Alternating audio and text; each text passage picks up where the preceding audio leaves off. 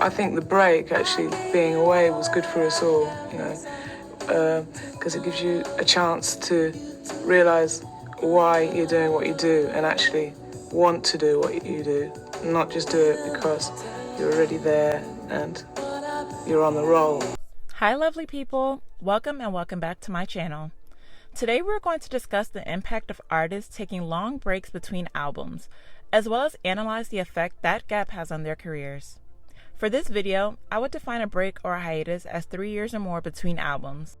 I was inspired to do this video when I saw the interview Drake did with Lil Yachty when Drake briefly hinted at potentially retiring, in which he noted that he has been introducing the concept of making a graceful exit in his rap career.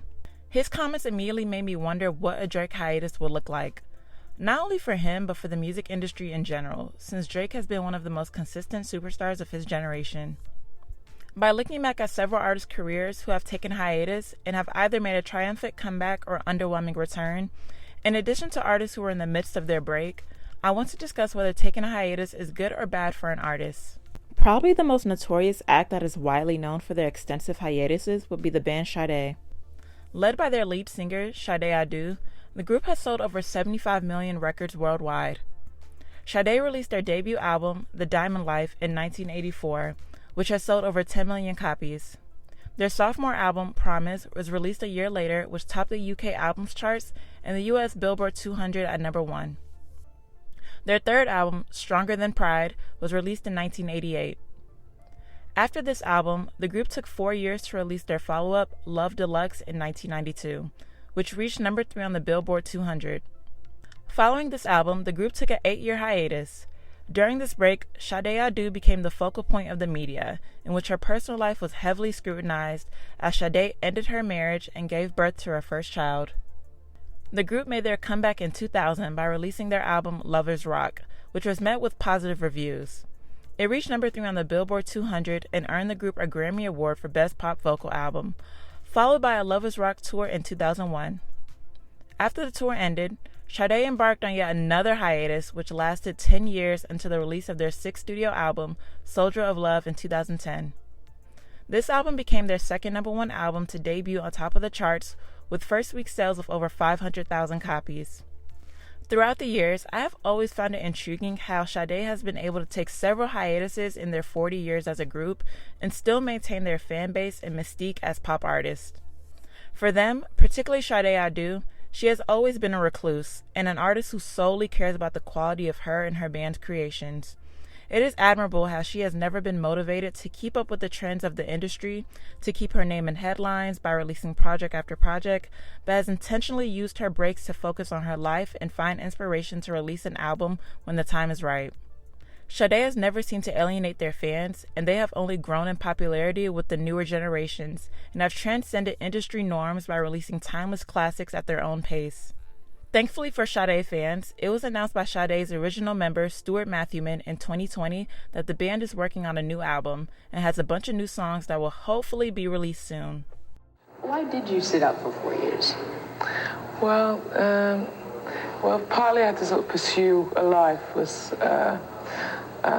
We'd been sort of on the roll for quite a long time, and I think you just sort of, you drift around in this sort of strange fantasy world, and sometimes you just need to get back and live your life in order to really want to carry on with what you do. I needed just to get away. Following the release of Madonna's 6th studio album, Bedtime Stories, in 1994, and her compilation album, Something to Remember, in 1995, at that point in her career, Madonna went on a break for a couple of years. During this break, she took the time to take vocal lessons in preparation for her role as Eva in the musical historical drama film Evita, released in 1996. During filming for the movie, Madonna learned that she was pregnant with her daughter Lourdes, born in October 1996. Throughout this period, she began studying Hinduism and practicing yoga, in which helped her become more introspective. These series of life transformations inspired her 7th studio album, Ray of Light, released in February 1998. This album was a steep departure of the musical style of Madonna's previous work, as this album was an artistic and melodic amalgamation of techno-pop, electronica, and psychedelic blends of experimental tracks. Ray of Light debuted at number 2 on the Billboard 200. as it was of course blocked by the Titanic soundtrack, in which it became one of the best-selling soundtracks of all time. Ray of Light sold 371,000 copies in its first week and has sold over 20 million copies worldwide, and received 4 Grammys out of the 6 nominations at the 1999 awards ceremony. This album is widely considered to be Madonna's greatest of her discography, and has been known to be her magnum opus, along with being regarded as one of the greatest mainstream pop albums of all time. With the release and massive success of this album, at that point in her career, Madonna had nothing to prove, but she continued to reinvent herself and take unparalleled musical risk. This album showcased that Madonna had and still has an arsenal of creative songwriting and producing abilities, in which she helped influence and raise the standard for the pop genre, and helped shift the music landscape at that time. On a personal note, this album is iconic alone based on the fact that there is not one song off of this album that is less than 4 minutes. A lot of people counted you out. Well, Charmbracelet, first of all, both of those records had good songs on them to me, but a lot of people didn't even bother to listen because of all the backlash from the movie. So it was like, between that and everything else that was going on in the world at the time, it was September 11th when that whole thing started. So if I had changed with fame and that had made me into a different person, I think all of this stuff would have probably broken me. You can't just be like, you know, oh, somebody wrote me off. I'm sorry, I thought I had 15 #1 songs before that and sold 150 million records. Thank you, God. But I'm saying, you don't write somebody off who's already achieved stuff of that magnitude. But the great thing is, if they did, then now they can say, okay, well, we wrote her off. Maybe, you know, we were wrong. Maybe the next person will get a chance. Following the release of Mariah Carey's album Charmbracelet in 2002, which received mostly negative reviews from critics at the time of its release, it seemed most of the general public, excluding the lambs of course, were ready to write off Mariah, especially after the glitter era debacle. Even her record label at the time, Virgin Records, bought out Mariah's $100 million recording contract by paying her $28 million to part ways. Mariah used all of the media scrutiny and personal and professional tribulations to translate into what would become Mariah's highest-selling release in the U.S. in a decade. That became her 2005 album, The Emancipation of MiMi. By collaborating with producers and songwriters such as Jermaine Dupri, Pharrell Williams, and Kanye West, Mariah infused pop, gospel, hip-hop, and dance pop all into one album to create arguably her most diverse and expressive albums. Much like the title suggests, the theme of the track showcased a sense of freedom and liberation from Mariah's past experiences and her entering a new phase of her career. This album is considered her comeback album, and she most definitely made a triumphant return by debuting at #1 on the U.S. Billboard 200. It sold over 400,000 copies within the first week and featured the record-breaking single, We Belong Together, that remained at #1 for 14 consecutive weeks. Billboard eventually proclaimed the ballad as Song of the Decade. The album won 3 Grammys in 2006 out of the 10 nominations it earned, and went on to sell over 10 million copies worldwide. When I think of comeback albums, this album ranks #1 for me, especially after reading Mariah's memoir and learning about the low point she was at that point in her career. She further cemented her legacy with her masterful songwriting abilities and her natural gift to continue making chart-topping hits. Other examples of the success stories of making a comeback album after a hiatus would be Britney Spears with her 2007 Blackout album. Before this album, her most recent release was In the Zone in 2003. Throughout this period, Britney got married and gave birth to her 2 sons. Fast forward to the year of 2007, it was quite eventful for Britney. In February, she shaved her head. In July, she got a divorce from her husband. And in September, she delivered an interesting performance at the VMAs. To make matters worse, her album was leaked prematurely before its eventual October 25th release date. Though the album became Britney's first album to not debut at #1, it set the record for the highest first-week digital sales. But most importantly, Blackout is one of, if not Britney's most beloved albums. It has been proclaimed by music lovers as the Bible of pop, in which it helps set the trend of the electro-pop EDM movement in the industry. Considering it was made during probably one of the worst periods of Britney's life, this album showcased her liberation, resilience, and her artistry, as this album was way ahead of its time. Blackout has been cited by Times Magazine in 2010 as the 5th best pop album of the decade, and in 2012, The album was added to the Rock and Roll Hall of Fame's musical library and archive. I believe one of the reasons why Britney was able to have a successful comeback despite the chaotic rollout was because she established her career by releasing her first 4 albums back-to-back, which helped her build her fan base and maintain her career. She was a teen icon and built a fan base that still rallies for her to this day. The same goes for Rihanna. She released her first 7 albums yearly or biannually. By the time she released Anti, fans were starving for a new project and were looking forward to a comeback album. As a side note, make sure to check out my Rihanna Anti deep dive video as we discuss the rollout of Anti in the entire R8 era. As a final point, it also helped that Britney had the most iconic album intro to Blackout with Gimme More. It's Britney. In the cases where taking long breaks did not work in the favor of the artist would be Fergie's Double Dutchess, released in 2017, which was her follow-up album to her debut solo album, The Dutchess, released in 2006. Granted, it is very difficult to follow up the massive success of The Dutchess.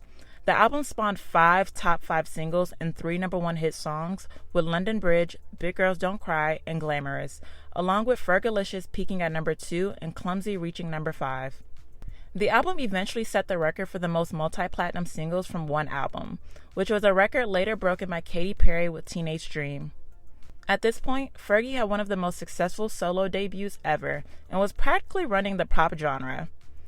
Following the release of this album, she continued to focus on making music with the Black Eyed Peas, in which they released their first #1 album, The End, in 2009, which was closely followed by their album The Beginning, released in 2010. All while she was focusing on the Black Eyed Peas as they went on their worldwide tours, Fergie was working on her various business endeavors. She was featured on the Great Gatsby soundtrack on the track A Little Party Never Killed Nobody. She got married and she had her first child. By the time the Double Dutchess was released in September 2017 and debuted at number 19 on the Billboard 200, I would say the momentum for a new Fergie album severely slowed down. After Fergie decided to take a break from the group in 2011, it would have been an ideal time to capitalize on the momentum of the success the Black Eyed Peas had from 2009 to 2012, to eventually release her sophomore album. But it is understandable how Fergie and her team were probably juggling other things at that time. With the rising pop stars such as Katy Perry, Lady Gaga, Kesha, Adele, and Taylor Swift taking over the music industry during Fergie's hiatus, along with the fact that Double Dutchess lacked a standout memorable track, it was easy for the album to quote-unquote flop and miss the mark for what should have been a solid comeback album. Though the visual components of the songs were fun and distinctive, it did not help that the music itself paled in comparison to the bona fide classics and memorable songs that her debut album featured. Another example would be Ella Mai. After her 2017 single Boo'd Up gained popularity over social media, throughout that year and well into 2018, the song became arguably the song of 2018. It was played on the radio everywhere you went and eventually peaked at number 5 on the Billboard Hot 100. As the song was still topping the charts in 2018, Ella quickly followed up Boo'd Up with the single Trip, which peaked at number 11 on the Billboard Hot 100, and she later released her self-titled debut album in October 2018. The multi-platinum selling album debuted at number 5 on the Billboard 200 and was accompanied by her headlining tour in 2019, along with earning 3 Grammy nominations at the 2020 Grammys, in which she won Best R&B Song. After Ella closed out this era, she went on a 4-year break between the release of her first album and second album.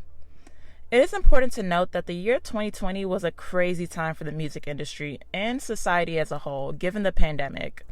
Most artists were not releasing projects, as it would have been challenging for them to go on a tour to support the promotion of said project.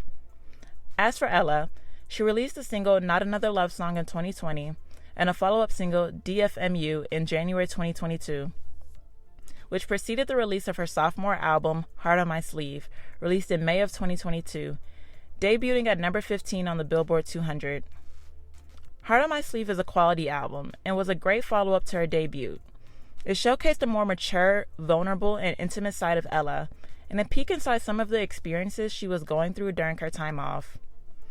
She has standout songs such as Fallen Angel, A Mess, and Break My Heart, but overall, I felt it deserved more recognition. The promotion and rollout of the album was not the issue, but more so the gap in which it took Ella to release a follow-up project, and I would assume the outside pressure to follow up to a generational hit song such as Boot Up. Though Ella was featured on various artists' songs throughout the time between her albums, in this era of music, as annoying as it can be, it requires newer artists to drop somewhat consistently so that the general public does not forget about them and move on to the next artist. In this case, it was not about the quality of music that hurt Ella, but more so her tendency to make her music, release it, and go back into her bubble immediately afterwards. As a final case study, in situations where an artist could just drop an album and spend years without releasing a follow-up album while still maintaining their hype and fanbase is rare, but doable. By looking at artists like SZA, who dropped her debut album Control in 2017, the album reached universal acclaim. That entire album deserves a video breakdown of its own, but its impact was and still is felt in the music industry, given that the album has reached a huge milestone by becoming the first album by a Black female artist to spend 300 consecutive weeks on the Billboard 200. Over the next 5 years, SZA never went away from the spotlight and continued to keep her fans fed by releasing sporadic singles. She was featured on the Black Panther soundtrack on the song All the Stars, also led by Kendrick Lamar. She was featured on the Maroon 5 song What Lovers Do, as well as on Cardi's debut album on the song I Do. Among other singles, SZA released her own songs such as Hit Different featuring Ty Dolla $ign and the song Good Days, which became SZA's first top 10 single as a solo artist, as well as the songs I Hate You and Shirt. Additionally, she collaborated with Summer Walker on the song No Love and the song Kiss Me More with Doja Cat, in which they won the Grammy for Best Pop Duo Group Performance, which was the first win for both artists. By the time her sophomore album was released in December 2022, the hype for SZA was more than justified, and her fan base and interest only heightened. Given the fact that Control never left the charts, and the fact that it's one of the greatest albums ever, and how SZA continued to deliver occasional singles to her fans during her time off, it truly paid off, as SOS debuted at number 1 and became the longest-running number 1 female album of the decade, and the first album to spend its first 7 weeks atop of the charts since Whitney Houston's 1987 album, Whitney.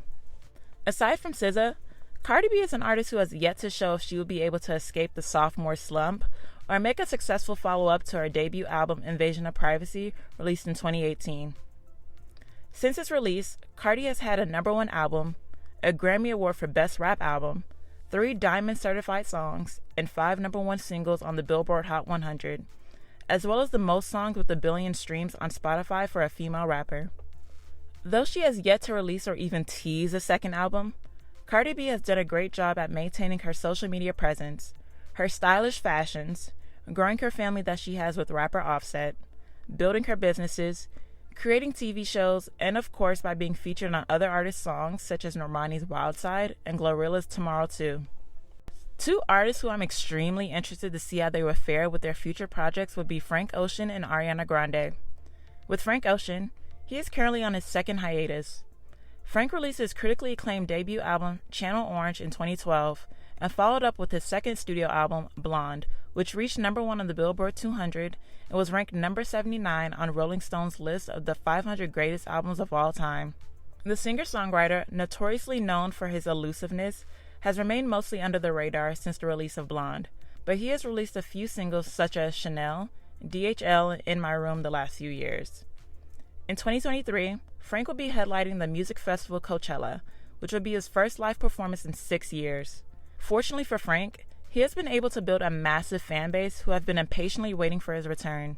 Frank, much like Sade, have mastered the art of privacy and keeping a low profile in this social media era.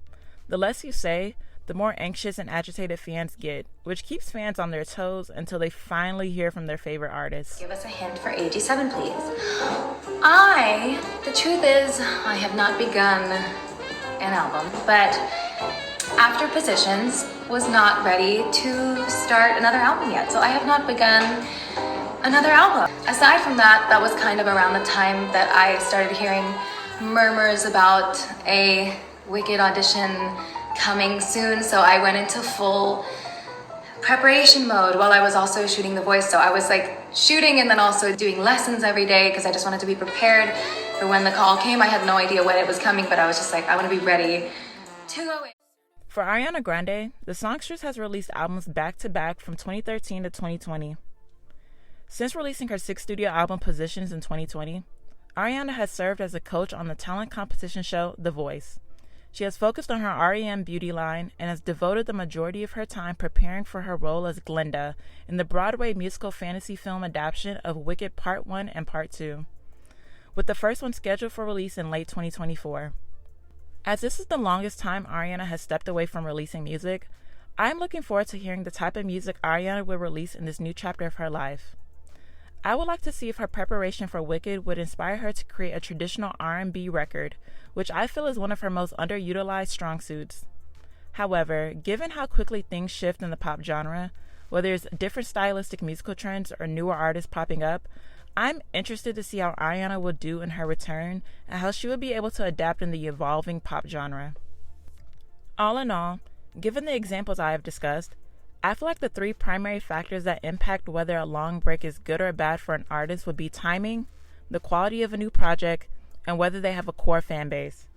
As we have seen, releasing a follow-up project too late could virtually kill an artist's career, even if the album is amazing. Or if the project simply is not good enough, then its reception will be dead on arrival. Moreover, if an artist has a core fan base and is able to maintain public interest and have made their comeback with a culturally and historically significant and influential record such as Ray of Light, Emancipation of MiMi, Anti, Blackout, and Blonde, for example, those artists are able to withstand the industry pressures of continuously releasing content every year. As music lovers, if we had it our way, our faves would be releasing new music annually. But we also have to respect the process and the fact that some artists pour their entire lives into creating an album by recording, writing, and producing their material. And of course, they want to make the album worth the wait. Let me know in the comments if you think long gaps between albums are good or bad for an artist in this current music landscape. What are some of your favorite comeback albums? Are there any albums you are anticipating from your favorite artists? Thank you all for watching. If you enjoyed this video, please like, comment, and subscribe, and I'll see you next time.